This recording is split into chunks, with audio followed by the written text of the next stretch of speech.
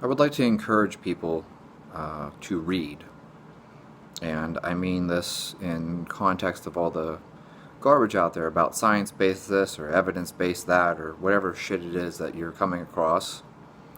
Instead of just taking people's word for things or just reading the abstract, just reading the conclusion, just reading the title of the paper sometimes, actually stop and read the paper. People make a lot of claims. Those claims often don't actually pan out when you read the paper. So what triggered me to even think to talk about this is someone messaged me about some supplement. And we're not even going to get into what supplement it is because, well, there's only one study on it. So if I tell you what study it is, you'll immediately know who I'm referring to as far as the authors are concerned. And this individual that messaged me, though, more power to him for asking a question instead of just believing it. He couldn't understand how they could make the claim that this supplement builds 3 times as much muscle. And I was like, yeah. It is technically true.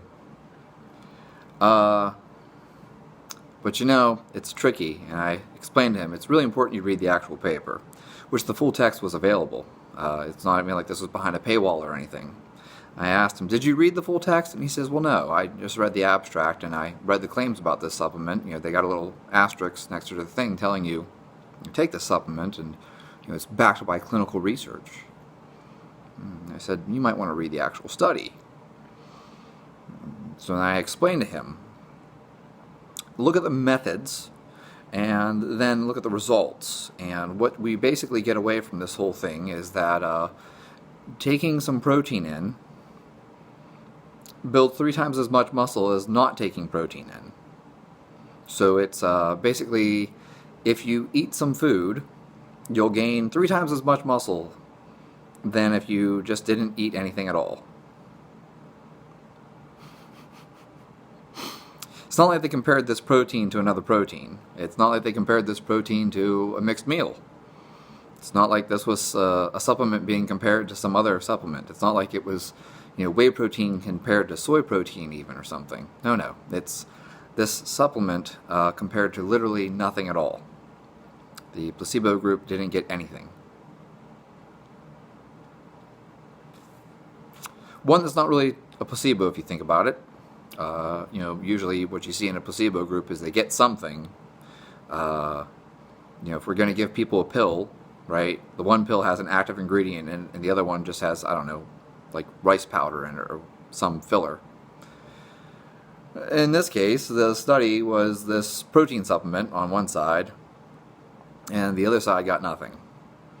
Well, no wonder they gained more muscle. If you ate some fucking eggs after you trained, you would gain more muscle than the people who aren't eating anything. I don't care, probably if you ate some fucking peanut butter, if you have some peanut butter after your workout, you'd probably still gain more than the people who are consuming nothing. And that's why it's really important that you guys actually read these studies. I appreciate the fact that you want to believe the claims that are out there. That would be lying if they tried to deceive people. And unfortunately, yes, they do try to deceive people. A lot of these studies are very obvious. They purposely design the study to get a result that they want it to be. So we're going to design a study to make our supplement look like it's more effective. And so we will purposely design the study in a way that will yield the result that we want. And we can go down the rabbit hole of discussing a whole bunch of different studies on these types of things. There are many studies out there where it is clear that they designed the study to produce a certain outcome rather than to actually test whether or not this thing truly works. And so this is just one example, but there are many examples out there of various things that have been sort of, how can I put this? I don't want to call it just rigged, because that sounds too far. Because they're not manipulating the data or making up fake data, but the design of the study matters very much, right? If you design a study, you could control variables if you wanted to, and you could have equivalent groups, or you could just intentionally leave that out. And for the average person who doesn't recognize what they're reading, well, they might believe it. It makes me think of some of these studies on the longevity stuff. And it's like, if you actually sat down and read the study, you'd realize that this actually is not doing what they claim it does. Okay?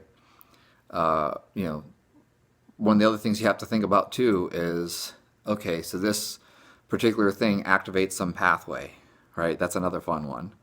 And it's like, yeah, so if you do XYZ, you get an increase in growth hormone. Oh my gosh, look at this study. 10 times more growth hormone after heavy squats or something. And it's like, and that does fuck all for actual gains in muscle or anything like that. Like this change in hormones doesn't actually have any meaningful change, if that makes sense. So like, if I took a study and I was like, oh, well, after heavy squats, their testosterone level went from 400 to 500. Wow, 25% increase in testosterone. And it's like, yep. And that really probably has no physiological effect. Like, it's a short-term transient boost. Maybe your testosterone goes up immediately post-workout. But it's not like you walk around with an extra 100 nanograms in your bloodstream 24/7. And also that 100 nanograms probably is not making any difference in your tissue accumulation. It's not like 100 nanograms extra is going to suddenly make you put on 20 pounds of muscle. Damn. But it looks really good on paper, right? So, oh gosh, look, it changed this hormone. Or, if you manipulate the data enough, you can even screw with, there's things like absolute risk versus relative risk. This is a problem with a lot of statin studies. A lot of statin studies use relative risk instead of absolute risk, and it makes it look like it's far more effective than it actually is. That's not to say that there aren't effective drugs out there, but many of the drugs out there are not nearly as effective as they might appear at first glance.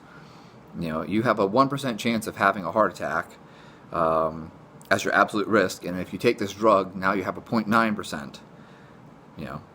Wow, we went from 1% to 0.9%. So absolute risk is not very sexy, because it's a whopping 0.1% reduction. But if we start changing things around and we tell people, oh, well, it's a 10% reduction, right, because that's a relative risk now. It looks way more effective. 10%, oh, that's far more effective. That's something that you might actually care about. Do you care about a 0.1%? No, at least I would hope you don't.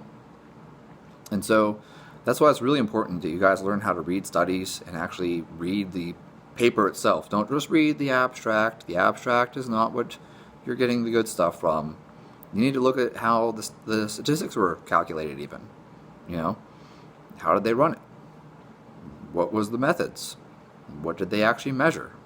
Oh, there was a 20% decrease in body fat measured by calipers. Who fucking cares?